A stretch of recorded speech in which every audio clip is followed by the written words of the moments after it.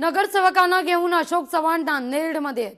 यात्री निवास या ठिकाणी नगरसेवकांना थांबण्याची व्यवस्था आहे। काल लातूरमध्ये बैठक आहे, आज महायुतीचे नगरसेवक नांदेडमध्ये।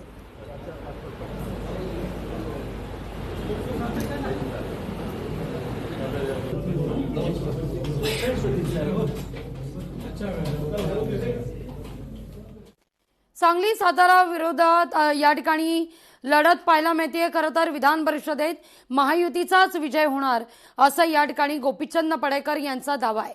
सांगली सातारा विधान परिषद निवडणूक सकाळपासून मतदानाला सुरुवात, महायुतीच्या उमेदवाराचा विजय 100% आहे असा विश्वास या ठिकाणी व्यक्त करण्यात आला। इतकंच नाही तर जयंत पाटलांनी अभयसिंग जगतापांना बळीचा बकरा बनवला असा पडेकरांचा आरोप आहे।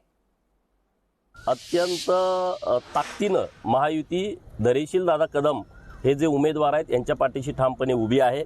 माननीय चंद्रकांत दादा, माननीय जयकुमार गोरे भाऊ, माननीय शिवेंद्र बाबा महाराज, माननीय मकरंद भाऊ आणि शिवसेनेचे मंत्री हे सगळे आणि इथले सगळे प्रतिनिधी दोन्ही जिल्ह्यातले ताकदीनं उमेदवाराच्या पाठीशी उभे आहेत।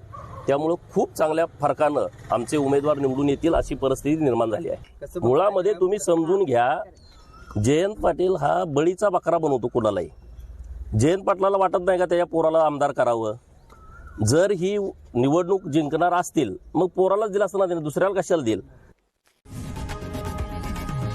लोकशाही मराठी ऐका, पहा, जागरूक रहा।